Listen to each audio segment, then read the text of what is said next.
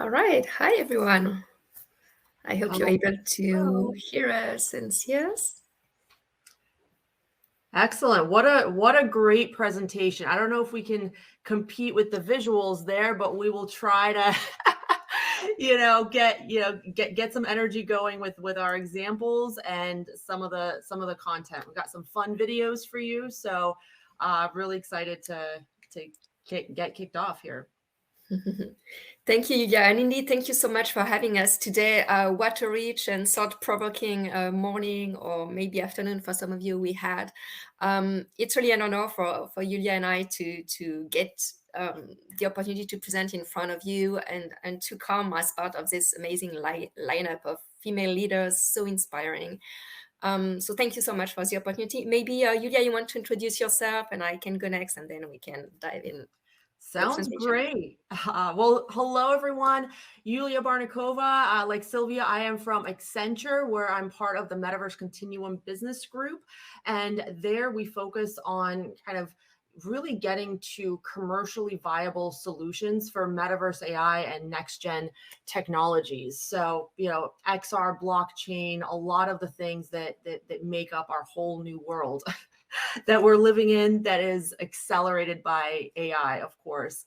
And my passion is really to connect everything that's out in the world and really make it practical to both businesses and people. So, kind of like the question is, what can you do as a business to get ready, as well as what can you do as a professional to really stay relevant, stay on the cutting edge, and continue to kind of push the bounds as a human and as a professional. So really looking forward to bringing that perspective in today, and I'll be fielding the comments during Sylvia's section. So Sylvia, over to you.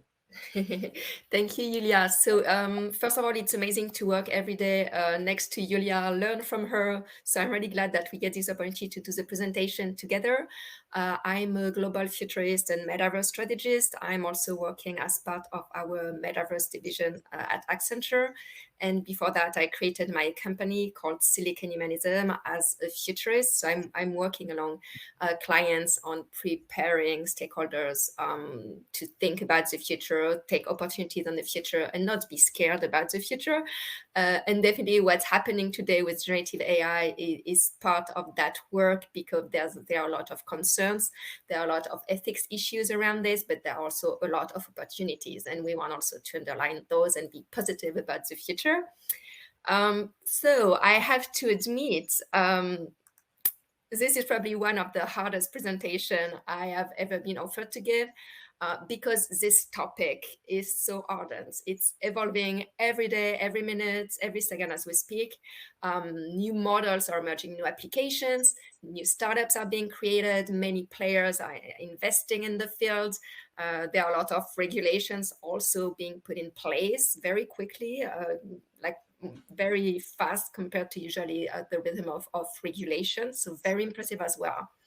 So in a sense, as a futurist, generative AI has really become like the pet peeve of the futurists.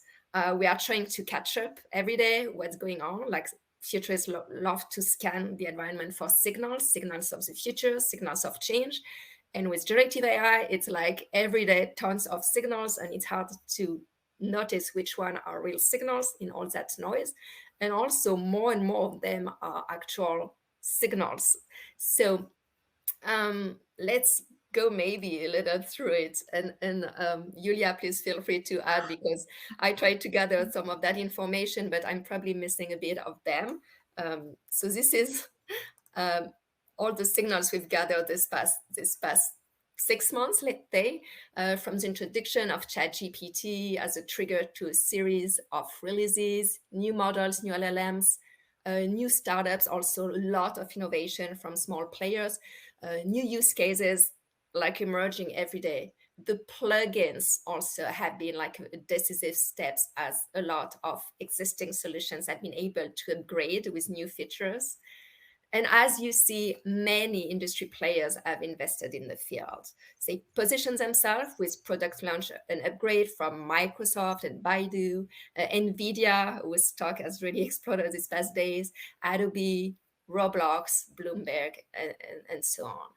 And I would say on top of every thing that we see emerge here in terms of innovation, there are also concerns, and we want to underline really both aspects. Concerns from players as deepfake are rising. We see use cases that we hadn't anticipated. We know that Elon Musk expressed frustration. There was an open letter signed by many to pose AI experiments. Legal actions also for infringement from music labels, and probably more to see from movie labels as well. And as we were saying, like evolution of regulation at the federal level. And this is not all, like this was just half of it. I'm not going to paste everything here, but just to give you an idea as how much this is evolving, and this is currently probably continuing. Hey, What's Sylvia, interesting? Yeah, go ahead. one thing I wanted to jump in here with is just highlighting Microsoft Copilot. So for those kind of watching Microsoft news, we got Build going on this week. We had a lot of news Tuesday and Wednesday on kind of their new immersive features for teams, the kind of the avatar feature, as well as some of the roadmap for their collaboration tools.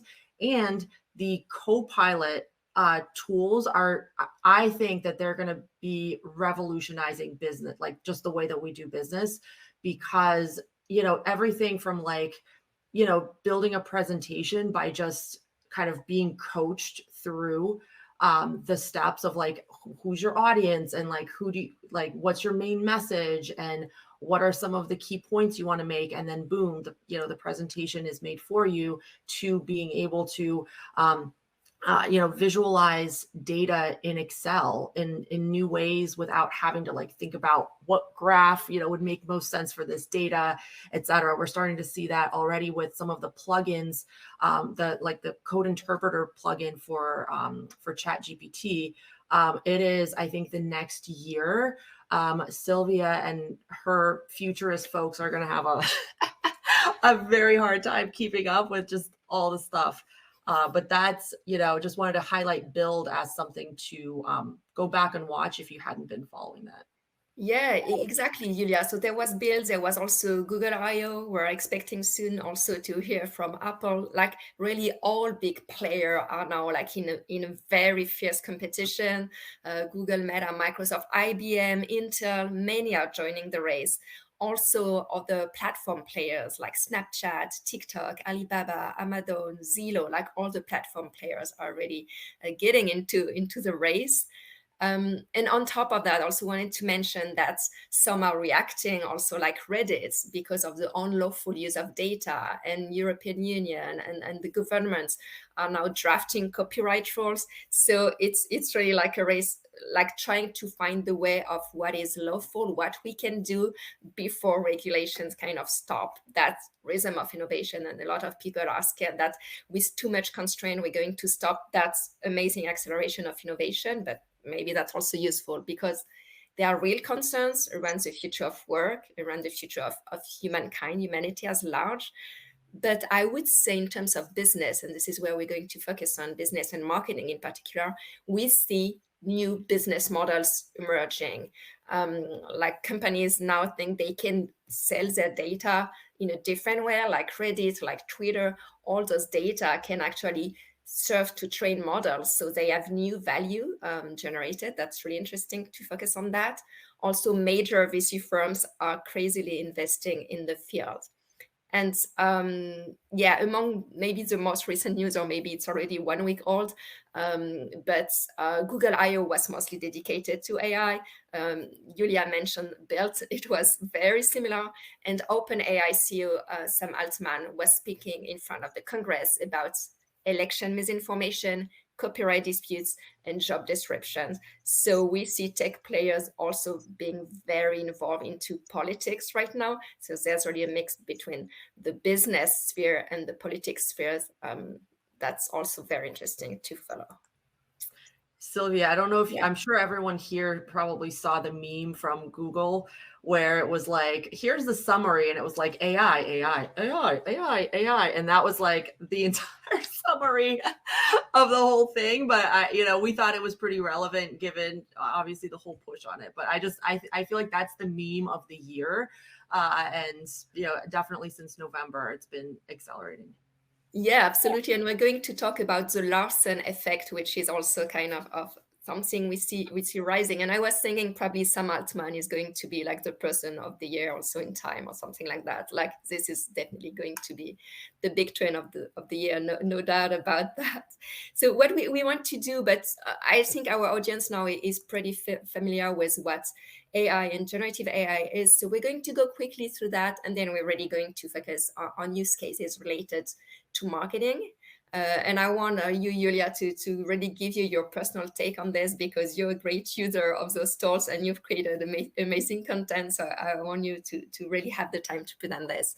So very quickly, going through artificial intelligence, like we know that artificial intelligence was first introduced in the 50s. So it's been there for a while. And this is like how the landscape of artificial intelligence looked 2 years ago. So this is a map from Matt Turk at First Mark Capital.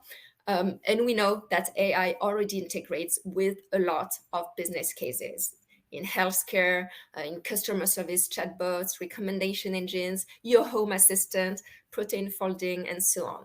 So this is not new. So what's new is not generative AI. It's not new either, because generative AI actually started like almost around the same time in the 60s. It's a subsegment of AI, and it really accelerated, however, around 10 years ago. In 2014, with the development of the GANs, generative adversarial networks, and in machine learning. Interestingly enough, even if some said that at some point Google was a little late in the race today, well, generative AI has been largely enabled by Google Brain. They introduced a transformer in 2017. So the transformer is a teen chat GPT, and it was accelerated with BERT in 2018. And then there came this series of GPT from OpenAI, which are LLMs. And GPT-3 was the third generation. It was released in 2020, and GPT-4 took the following in March 2023. So what is new then? Well, why are we talking about it just now? What really happened? So we really see the trigger being ChatGPT. The fact that the tool is bringing a new interface to the general audience. It's not so much something that is like in the hidden drawer of the big tech company. It's something that everybody can play with and experiment. So the interfacing, the fact that it was available to a very large audience, really make the difference. The fact that it interacts in a conversational way, which means that the chatbot is capable of answering follow-up questions, also admitting its mistakes and challenging incorrect premises, and also rejecting inappropriate requests is very, very interesting in this new wave of innovation. And then sorry, yeah, go ahead. I was going to say, or what is considered inappropriate, right? Like who defines that? How do we navigate that? There's some people who've like already developed hacks for kind of getting around that, for in Chat GPT, and like that's a whole nother area that I know, Sylvia, you've been researching quite heavily. Yeah, exactly. There's a concept actually of prompt injection, is how you can hack a prompt to get information on how the LLM works, and that's really a new trend. Like talking to the bot so that it gives you information about its own functioning is something we've seen rise up, and it really asks questions about like how strong are the system, how resilient are them, and how can we hack them. So as usually with innovation, you have kind of this race between innovation and hacking, and they get better and better on both sides. So I guess that's something that will be interesting to follow, definitely. And then similarly to ChatGPT, you have tons of tools, just describing a few here, like Dolly, Midjourney, Stable Diffusion, probably the most popular one, but there are also tons of tools that do similar work, from text to image, same as ChatGPT is doing text to text, and more different content. So this new wave is also multimodal, going from text to any type of media, which is also something that is very interesting for the general audience, and in particular in business. Anything you want to add here, Yulia, before we move on to the benefits and trade? No, let's get to the juicy examples. Haha. All right. Well, just a few things to really understand the benefits and how like business can leverage them. What I found really interesting is first like this democratization we've been talking about, like bringing AI to the many, making it universally available, intuitive to use. The second aspect is it's not about automatizing like boring business tasks. It's not as it used to be. It's about something that we thought was very human, the production of ideas itself, the creativity, what we thought was our human differentiator. The third aspect is that even if today some days like accuracy is not there yet, it's not perfect, like the rhythm of acceleration, the number of parameters trained is getting so much bigger. And as people are using it, as people like you and me are using this, like those models take into account now the feedback from the user, and that makes these models even better every day. And the final step will be to connect with real-time data, or to connect it with your own set of data. And we thought it would take a while until it comes, and we already see it coming with tools like Salesforce, Einstein, and so on. So the rhythm is just crazy. Maybe another one I wanted to mention, and probably you noticed that as well, Yulia, is about empathy. Once again, we thought that's something so human, but I want to give you two examples. The first one is a father who tells how ChatGPT answered a question from a 3-year-old with a display of empathy and psychological acumen. And you can see the dialogue on the left side of the slide here, like how ChatGPT is answering, like to address a 3-year-old and try to comfort her. So that was very, very surprising from the machine. The second example is actually a recent research study, and I know that you've been really looking at health, Yulia, so you might know about that example as well. But a study showed that ChatGPT was preferred 79% of the time over physicians as responding to patient questions.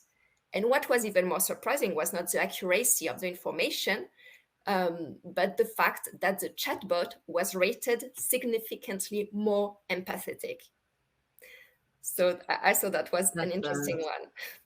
Absolutely. And by the way, you all will notice that Sylvia is she literally has an Excel spreadsheet in her brain with all of these statistics. So I knew about that study, but I couldn't tell you the exact percentage. So great work, Sylvia. But yeah, I mean, to her point, a lot of times we say that, oh, it's, this empathy, the way, kind of this bedside manner, that is something that's uniquely human that only physicians can provide.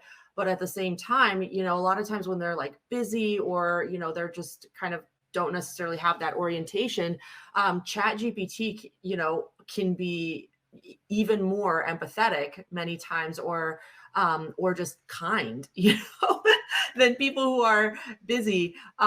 There's actually some folks who've been, asking it things like, relationship questions, like how do I break up with my girlfriend in a tactful way? And here are some of the points of our discussion and some of the challenges we're having. The responses and the ways that ChatGPT suggested that they approach it, I was like, wow, if that was a real person, like I would want to be that person's friend or that person's girlfriend, or, just the way it talks is oftentimes very, very, just the human elements are there, which is cool and scary. It's vertiginous when you realize that empathy is just like a set of words put together, and you have the impression that you have a real person displaying empathy. This is absolutely vertiginous. And I would say on top of that, like the last layer of this revolution is about the fact that it's not an answer engine, but an action engine, now connected with a multitude of other applications, from defense to like interacting with children, like you have a lot of education applications and so on. It's really about like changing the way we interact with the whole world. So here are a few examples. Like it can help you code. You can talk like to a physician, as we are saying, like Dr. Gupta. Here we have it. I'll show you a few other examples. Of course, you have the deep fakes in music, in movies, but you can also have like a personal shopper helping you. You can have tools to help you design your website, and you can have kind of a private coach helping you in your learning journey. So that's absolutely scary. I know, Yulia, you have a few more examples, so we're going to dive into like experimenting and see how you've been doing it. You mentioned Copilot. Do you want to add a few words on Copilot? Yeah, I'll talk about that, and I actually wanted to make one other point on your previous slide too. But for Copilot, so this is basically Microsoft's sort of integration with generative AI. They have a relationship with OpenAI and have been using DALL-E 2 elements in their offerings, like and ChatGPT as well. For example, if you go to, I think it's Microsoft Creator, like just Google Microsoft Creator. It's basically like an early stage of Canva that uses DALL-E 2 as an input, and you're able to kind of create, like just with any Microsoft account, you can start to create like different flyers, templates, presentations, all that kind of stuff with just a Microsoft account for free.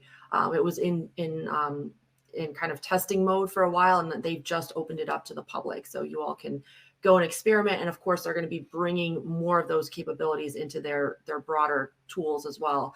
And then with ChatGPT, I mean, there's so many integrations. Like, we'll be able to like take notes on Teams, for example. Like, I know some people use Otter AI to kind of take notes and synthesize, but in the future, we'll be able to just have our meeting and it will just write up notes for us. I know there's some other plugins right now that do that, but and the fact that it's enterprise grade is going to help with like large organizations that are worried about privacy, that are worried about kind of putting their data out there. It's going to enable them to kind of take the leap and start integrating it into their employee processes. So I'm excited about what this can enable and kind of the future of productivity and work. But it'll be a whole new world of navigation for us. Yeah, and this is really impressive what Microsoft has been doing in terms of business strategy, like the synergies with ChatGPT. We know that they invested in OpenAI first $1 billion in 2019, then $2 billion in 2021, and now they are announcing like this multi-year deal of $10 billion with the right to 75% of OpenAI's profits. And as part of that strategy, the integration and very quickly creating that product Copilot and then developing the plugins, that was so smart, and that was also super reactive, because this all happened just in a few months. And sometimes, like, we have these ideas that tech giants, they need a lot of time to develop their product. I think here they've been really quick to react because of the competition, because of the opportunity, and they really proved that they are able to bring like the right tools to the business world. That's really exactly. I'm in a program called the Microsoft MVP program, which is kind of a lead user program. And there's certain things and essentially, like, we get to give them feedback on different tools that they have, different apps, et cetera, like especially like the Office product suite. And there's stuff that we've been asking them to put in for years. And, it's always kind of an uphill battle. And the speed at which they pulled the trigger on that, the creator tool and like the DALL-E integration, and it was well before it was fully baked, or, I mean, it's still not fully baked, but it was just incredible. And, they're kind of moving forward ahead of things being, before they get perfect, essentially. Absolutely. So I suggest I see that time flies by, and we wish we could talk forever about it because that's so interesting and inspiring. Let me go quickly over what could be the generative AI workflow for, especially for marketing, because this is also our topic today. So mainly, what you can do is you can augment your chatbots, already converse, have more advanced conversational agents. They can also help you, those generative AI tools, to conduct user research. And that's impressive what we've seen in terms of benchmarking, competitive analysis. So in a sense, you can conduct any type of research work. But on top of doing that research work, you can generate like reports, brand new ideas, marketing briefs, and on top of generating it, it's also about formatting it and packaging it together. Like with just a few plugins, you can have actually a presentation, stitching together different sources, different pieces into a nice deliverable. For example, you can have a marketing email including images and a customized content, or you can have a restaurant menu with generated images of dish and maybe even generate AI generated dishes that don't even exist. And more we see, you've probably seen the same in your social media feeds, but we see these images, like you have the real image and you have the AI generated image. And I saw that like with pizzas, I said, and it's more and more difficult to identify which one is real, which one is false. So it definitely make us like really ask ourselves like how much of our human creativity is still at work here, and until what extent will we be able to rely on those tools in the future. And once again, the activation part is really interesting. You can have the emails sent, especially like with Salesforce tool and so on. Like you can have email generated, taking into account the specificities of your company, the specificities of the person you want to send it to have images linked to it. So it's packaged and it's actionable. Very, very impressive. You can even, like, I'm going to go through a few examples, like we talk about having it for content creation. You can have your marketing campaign automatized. You can have it for digital advertising. These are new startups that just emerged like a couple of months ago. You can use it for website design. You can have it for mobile application design, even use it for fraud prevention into your stores. And one that I really like is how you can use it for your marketing swags. Like here, I find this is a really great way to show how it can activate. You have the logo generated, personalized, printed, maybe printed on a mug that is 3D printed, and then send it directly to your end customer. You probably have more examples, Yulia, if you want to drive Well, us. yeah, no, that was a great overview. The only thing I would add there is on the research stuff, like one of the things that you can do, and obviously you want to do more research and just ask, chat GPT, but one thing you could do is like say, hey, play the role of, and then have that be your customer, like like a user, a target user, and then say like, hey, give me feedback on XYZ. And it can actually, like, obviously it's not going to, you shouldn't use that as the end all be all, but it could actually give you ideas that you never thought of. Like I was just doing that for something, and I was like, oh my gosh, like I knew like these 5 things, but these 3 things are really interesting. Like let me actually incorporate these 3 things into like actual, user research. So it's that kind of thing where it can really play the role of anything that you want, and it's almost like an advisor on demand for anything. Yeah, it's just amazing. And here, just before we end up the conversation, I think what we wanted to underline is what it means in terms of how we envision the future, and what could we scared about, and maybe open the conversation more on ethics and responsibility here. We know that a lot of press announces the end of creative, intellectual, and white-collar jobs. So like, is the prompt engineer really going to be the new dream job, like well paid and so on? Or is it going to be just a new skill or an art that we all will need to integrate with our job, with our everyday job? So same way we've been using Google search, or we've been using email. And maybe at first we thought like, we need specialists to write emails, or we need specialists to be able to do Google search. So opinions here are really mixed in the futurist world, because on one end it feels this is going to be another tool that everybody needs to use, but on the other hand, like, there are already a prompting art that's being developed, and you can actually buy prompts for $4 on marketplaces. So that's a whole ecosystem that's being developed around this. The second aspect is around the future of creativity. And Yulia, you mentioned earlier, like, these memes that you've seen online, and how, like, it's echoing everywhere. And I'm really thinking of what the Larsen effect is about. Like, when you hear noise that is amplified so much that it hurts your ears. And I was thinking, like, imagine in the future, like, you have um, um, generated content made out of generated content made out of generated content. Like, after a few waves, like, the machines are going to be trained on the internet that is itself being trained on content that is generated.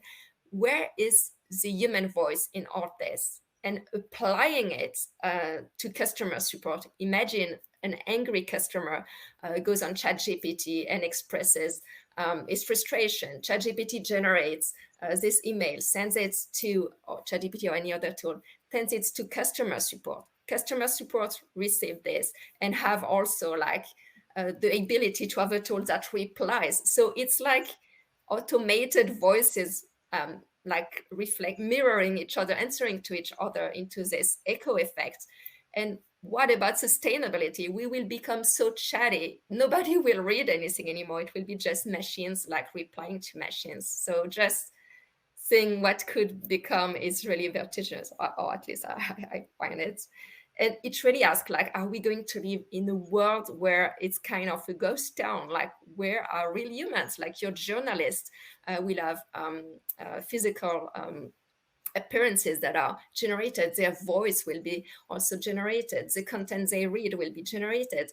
And so you won't even have a human interaction, or maybe we will relate more to our local communities, whereas the pop environment is going to be mostly generated, like the movies we see, the advertising we see, and so on. So definitely we need to think about, do we want that world to happen? And on top of that, we see a lot of risk.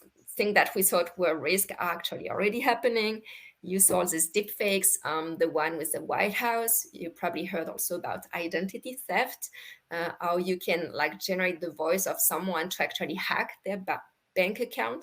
And also how some people have been asking for ransom by using a generated content from the voice of a kid, saying, okay, that kid is being held hostage and we need money. Like, this is not things I'm inventing. Like, we start to see signals in that sense. And of course, like, all the copyright infringement issue. So a lot of things to consider. Just want to mention this one to show that I really do believe we are not there at the stage where there's no human creativity at all. I love that that KitKat advertising that was made actually by playing around the notion of AI. Saying, like, AI made this ad so we could have a break. So using the very tagline of KitKat, like, have a break, have a KitKat, but like, using AI as part of the narrative. So you see the six fingers on the ads, and the logo is kind of messed up, but, like, they decided to keep it like this, because even if it's messed up, you recognize the brand. So I find it very, very smart. And my other favorite is a ketchup one. Like, this is what ketchup looks like to AI. So Heinz created that campaign, which is also very very fun, because they trained their system just on bottles of Heinz ketchup. So that's why the results look like Heinz bottles. But they played around the fact that AI is part of our human story now. So I think creativity is still there for us. Yulia, you want to have the final word, because you've been actually getting your hands dirty yourself with the tech. Yeah, absolutely. And I'll keep this super quick because I know we got Alana on deck. So very excited to hear her presentation as well. So basically in closing, I just want to say that, how do you keep up? How do you stay on the leading edge? And the key is to actually try these tools. It's not just about like, okay, you've tried Midjourney, you used it one time or something like that. Like really try to put it into your workflow. Let's skip this this carpet sample, although I will say that a trick is if you have dash tile in your Midjourney prompt, you can actually create textures. So what I did, especially since that next video is not loading, it looks like, I was able to actually create a whole carpet texture, recreating that for a client that had a residential property. So I took a picture of their carpet, I uploaded it into Midjourney, then I actually asked it to describe what that picture is. And then I tried to recreate the texture just to kind of put it into a digital space. And that's just one kind of maybe advanced trick with Midjourney, is that dash tile feature where you can create large textures that are actually fit together. And these are just some additional tools that you can use, that you actually should use. There's, we already mentioned the imagery, the content, video. Runway has actually opened up their testing where everybody can do it. You don't have to be on the waiting list anymore, which is great. And then DID allows you to animate pictures of anyone's face with either your like AI generated dialogue or your own. And then also definitely play around with 11 Labs, which allows you to recreate any voice, including for yourself. And if you check me out on LinkedIn, I have a video there where I used pretty much all of these tools to speak different languages.